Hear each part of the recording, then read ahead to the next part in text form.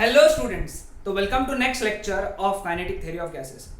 इस लेक्चर में अब हम लोग बात करेंगे pressure exerted by the molecule on the walls of the container. Okay, एक आइडियल गैस के मॉलिक्यूल्स कंटेनर के वॉल पे कितना प्रेशर एक्सर्ट करते हैं ये हम लोग आज पढ़ने जा रहे हैं। ओके, सो हम लोग क्या करने वाले हैं, यहाँ पे आइडियल गैस कंसिडर करेंगे और उसको एक कंटेनर के अंदर रखेंगे।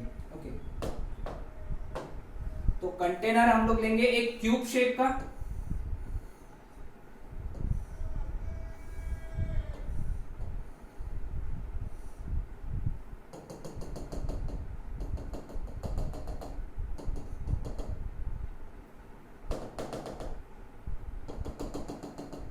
ठीक है। एक क्यूब शेप का कंटेनर लिया जिसका साइड जो है दैट इज एल।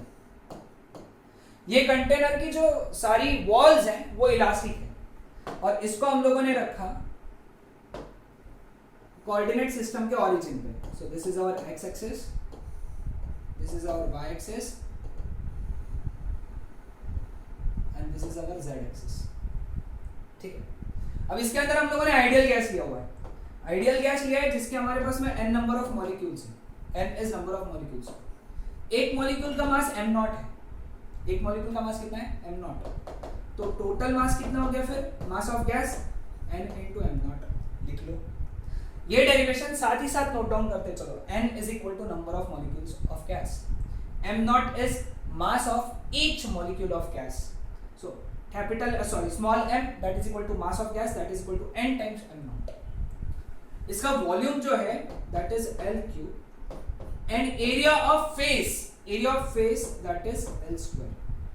फेसेस के नाम दे देते हैं हम लोग, A B C D P Q R S. ठीक, अब डेंसिटी क्या रहेंगी, mass of gas upon volume of gas. Mass of gas यानी N M naught upon volume यानी एल क्यूब। इतनी चीजें नोट डाउन करना, ठीक है। अब नेक्स्ट स्टेप क्या है, यहाँ पे हम लोग क्या कर रहे हैं, एन मॉलिक्यूल्स कंसीडर कर रहे हैं। हर एक की स्पीड कितनी है, C1 C2 टिल Cn। तो पहला फॉर्मूला हमारे लिए बन गया CRMS का। CRMS का फॉर्मूला क्या है, C1 square plus C2 square till Cn square upon है। तो देयरफॉर मैं यहां से क्या लिख सकता हूं, C1 square plus C2 square till Cn square that can be written as n CRMS square.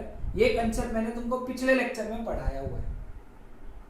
Okay, clear with this, हम लोग ये लिख सकते हैं। अब देखना, ये हमारा सब नोट डाउन है। अब पहला मॉलिक्यूल जो है, पहला मॉलिक्यूल, ये पहला मॉलिक्यूल है, ये इस मॉलिक्यूल की स्पीड C1 है। इस मॉलिक्यूल की स्पीड कितनी है, C1। उसके तीन कंपोनेंट्स रहेंगे। कितने कंपोनेंट्स, तीन। एक रहेगा x एक्सिस के अलोंग, एक रहेगा y एक्सिस के अलोंग और एक रहेगा z एक्सिस के अलोंग। ठीक है, x axis, y axis and z axis. ठीक है, तो x axis, y axis, z axis के अलोंग उसके कंपोनेंट्स लेटर्स से क्या है, cx1, cy1 और cz1। ठीक है, सो देयरफॉर हम पहले इक्वेशन क्या लिख सकते हैं वेक्टर के रूल के हिसाब से, c1 square is equal to cx1 square cy1 square plus cz1 square. लिख लो, हम लोग वेक्टर के रूल के हिसाब से ये लिख सकते हैं c1 स्क्वायर। सेम वे में cn square can be written as cx n square cyn square czn square. ये लिख सकते हैं। साथ ही साथ नोट डाउन करते चलना है एज आई रिपीट, क्योंकि डेरिवेशन बहुत बड़ा है, क्योंकि पूरे लेक्चर पर सिर्फ डेरिवेशन ही, अगले जितने भी मिनट बचे उतने। Okay, clear with this now. अब पहला मॉलिक्यूल हमारा ये जो है वॉल PQRS की तरफ जा रहा है, हम लोग ऐसा कंसीडर करेंगे, इस वॉल की तरफ जा रहा है। ठीक है, तो जब वो जा रहा है तो उसका मोमेंटम कितना है, ये पहला पार्ट है। इसको अलग अलग पार्ट में, डेरिवेशन को अलग अलग पार्ट में याद रखना है, मैं पार्ट को अलग अलग कलर में लिखूंगा। तो पहले पार्ट में जाते वक्त उसका मोमेंटम कितना है, m cx1। कैसे लिखा, क्योंकि उसका x एक्सिस के अलॉन्ग कंपोनेंट कितना है वेलोसिटी का cx1 और उसका मास कितना है m। तो उसका इनिशियल मोमेंटम कितना हो गया उस पहले वाले मॉलिक्यूल का टुवर्ड्स pqrs की तरफ, उसका इनिशियल मोमेंटम m cx1। और टकराया, वो उस बॉल से टकराया, कोलिजन इलास्टिक था, सेम स्पीड से पीछे जाने लगा, सेम स्पीड से जाने लगा पीछे, तो उसका फाइनल मोमेंटम कितना हो गया, अब पीछे जाने लगा इसलिए minus m cx1। Minus sign क्या इंडिकेट कर रहा है, अब वो निगेटिव एक्सिस की तरफ जा रहा है, निगेटिव एक्स एक्सिस की तरफ जा रहा है। तो यहां से फिर हम लोग चेंज इन मोमेंटम कितना लिखेंगे, final momentum minus initial momentum, that is minus twice m cx1, minus twice m cx1। ठीक है, समझा सबको। अब माइनस साइन क्या इंडिकेट कर रहे हैं, माइनस साइन इंडिकेट कर रहा है this is loss in momentum of gas molecule, यानी गैस मॉलिक्यूल ने मोमेंटम को लूज किया, उसने कम किया, उसका मोमेंटम कम हो गया। लेकिन कंजर्वेशन ऑफ मोमेंटम क्या बोलते हैं, law of conservation of momentum, कि अगर किसी का मोमेंटम कम हो रहा है तो किसी दूसरे चीज का मोमेंटम बढ़ना चाहिए, और वो दूसरी चीज है ये बॉल, इसका मोमेंटम बढ़ रहा है। So this loss in momentum is equal to gain in momentum of wall, and that is twice m cx1। ठीक है, समझा सबको, इतना मोमेंटम गेन किया वॉल ने। अब मोमेंटम गेन हो रहा है, मॉलिक्यूल गया, टकराया, वापस पीछे गया, मोमेंटम जैसे ही वो टकराया उसने मोमेंटम गेन किया, हमने स्टॉप वॉच चालू कर दिया, हमने वॉच चालू कर दिया, क्योंकि हमको देखना है हर कितने देर में वो वॉल मोमेंटम गेन कर रहा है, क्योंकि उससे हमको फोर्स का आइडिया आएगा न्यूटन्स लॉज ऑफ मोशन से, थोड़ी देर में देखेंगे। देखो इंटरेस्टिंग, जैसे ही टकराया तुमने स्टॉप वॉच चालू किया, वो पीछे गया, टकराया, वापस आया, टकराया। अब हमारा जो इंटरेस्ट है वो ये जाके वापस आने में कितना समय लगा उसमें, तो हमारा जो इंटरेस्ट है वो टाइम में है कि उस वॉल पे कोलिजन कितने समय बाद हो रहे, टकराना, जाना, वापस आना, टकराना। तो देखते हैं हम लोग, देखो यहाँ पे, अब वो टकराया, गया और वापस आया। अब जब वो गया तो उसने L डिस्टेंस ट्रैवल किया, वापस टकरा के आया तो L डिस्टेंस ट्रैवल किया, तो distance travelled was L plus L, and जाके आते वक्त उसकी जो स्पीड थी, स्पीड दैट वाज cx1। तो therefore force exerted by first molecule in x direction, that was change in momentum upon time, that was उसका मास m नॉट चाहिए, sorry यहाँ पे m नॉट करो, m नॉट करो, m not cx1 upon time का value कितना है, twice l upon cx1। इसको सॉल्व किया तो कितना आएगा, m not cx1 square upon l, 2 cancel हो जाएगा, ये 2 है ना, तो ये आंसर आ गया। ठीक है, क्लियर विद दिस। तो इसका मतलब ये है कि पहले मॉलिक्यूल ने इतना फोर्स एक्सर्ट किया उस वॉल पे। ओके, ऐसे n मॉलिक्यूल्स थे, हर एक मॉलिक्यूल ने फोर्स एक्सर्ट किया, तो टोटल फोर्स एक्सर्टेड वाज, अब अगला पार्ट चालू हो गया, अगला पार्ट अगले अलग, total force exerted in x direction was F1 plus F2 till Fn। तो therefore Fx is equal to, सब में से कॉमन क्या निकलेगा, m naught by l, bracket में क्या बचेगा, cx1 square cx2 square till cxn square, तो n है, ठीक है। This was total force exerted in x direction on the wall which is in x direction, तो टोटल प्रेशर कितना हो जाएगा in x direction, Fx upon a, है ना, यानी Fx upon area is L square. Already m naught by L है और नीचे L स्क्वायर यानी L क्यूब हो गया, तो total pressure exerted in x direction is m naught by L bracket में Cx1 square Cx2 square till Cxn square. This is total pressure exerted in x direction. So similarly we can say that total pressure exerted in y direction can be written as m naught L cube चाहिए m naught by L cube into क्या लिखेंगे यहाँ पे हम लोग Cy1 square Cy2 square Cyn whole square and Pz can be written as m naught by L cube Cz1 square Cz2 square till Czn square.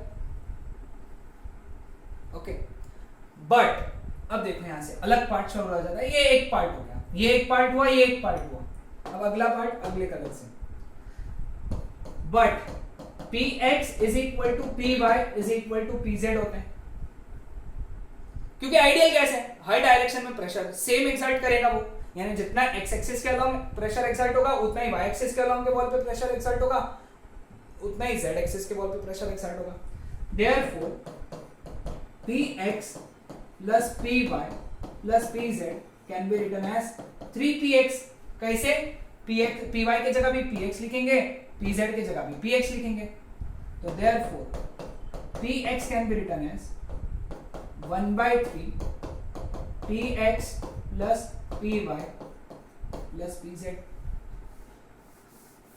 ठीक है, चलो अब मैं यहां पर रब करता हूं और इसको लिखता हूं।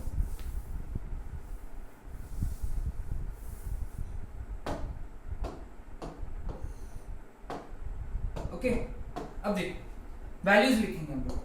Px is equal to 1/3। अब Px plus Py plus Pz common क्या निकलेगा? ये चीज कॉमन निकाल लेंगे हम लोग। पहली क्या कॉमन निकालेंगे? m naught by L cube common निकालेंगे। ब्रैकेट में क्या लिखेंगे? पहले ये लिखेंगे Cx1 square Cx2 square till Cxn square plus Cy1 square Cy2 square till Cyn square, फिर Cz1 square Cz2 square till Czn square.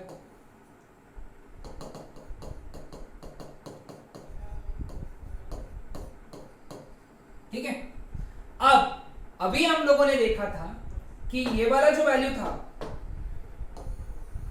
That was C1 square, ये वाला वैल्यू जो था दैट वाज C2 स्क्वायर। ये यहाँ पे जब मैंने रब किया था यहीं पे लिखा था, तुम देख लो रिवर्स करके, और इसका जो वैल्यू था ये था Cn स्क्वायर। ठीक है, so this can be written as C1 square plus C2 square till Cn square. Now tell me what is value of C1 square plus C2 square till Cn square n into CRMS square.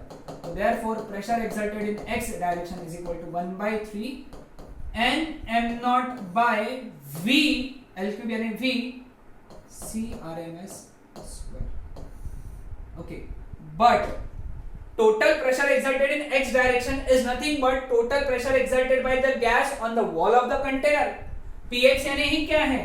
P है, यानी x direction में जितना प्रेशर exert किया that is nothing but total pressure exerted on the wall PQRS। So therefore Px can be written as P, that can be written as 1/3 n m naught by V CRMS square. इसको जितने ताकत से याद कर सकते हो उतने ताकत से याद करो, बिल्कुल एकदम फुल थ्रॉटल से याद करो। लेकिन n into m naught can be written as m, तो therefore P can be written as 1/3 m by v CRMS square.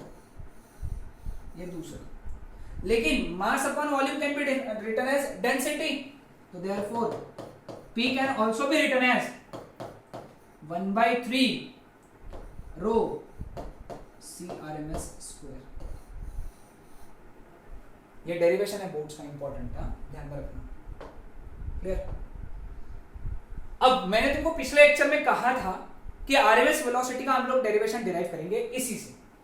कैसे? देखो, अब सभी ने ये डेरिवेशन खत्म हो गया। ये डेरिवेशन का जो फॉर्मूला यहाँ पे वैल्यूज आए, पी के फॉर्मूला आया पी का, वो बहुत अच्छे से याद करना है सभी ने, इतना। ठीक है, अब एक काम करते हैं, ये डेरिवेशन में हम लोग क्या लिख सकते हैं यहां से, 3PV can be written as n m naught CRMS square, number of molecules m naught into CRMS square। ठीक है, but number of moles can be written as number of molecules upon Avogadro's number and that can be written as mass, इसको मैं m लिख दूंगा, m ये वाला value लिखूंगा, ये वाला। ठीक है, क्लियर है? अपॉन मोलर मास, है ना, ये इधर चला गया, तो देयरफॉर हम लोग क्या लिख सकते हैं, 3PV is equal to n capital M into CRMS square, है ना, स्मॉल m के जगह लिखा हम लोगों ने। But PV is equal to क्या होता है, nRT, sorry number of moles के लिए म्यू भी लिख सकते हो तुम, can be written as mu capital M into CRMS square. Mu mu cut गया, तो therefore CRMS square can be written as 3RT by M, तो therefore CRMS can be written as square root of 3RT by M। यह आ गया derivation. समझा सबको? आसान derivation है। Okay, तो ये डेरिवेशन सभी को याद रखना है। बाकी मैंने RT by M के लिए KT by स्मॉल m कैसे लिखना है ये बताया था, और P by रो भी यहीं से आता है, यहां से CRMS स्क्वायर, ये इक्वेशन से CRMS की वैल्यू आती है square root of 3P by rho, ये equation. Clear with this? So ये थे हमारे फॉर्मूलेस काय के, प्रेशर एक्सर्टेड बाय, किस चीज के, pressure exerted by gas molecules on the walls of the container. ये तीन फॉर्मूले बहुत अच्छे से याद करके रखना है। Okay, so that's it for today.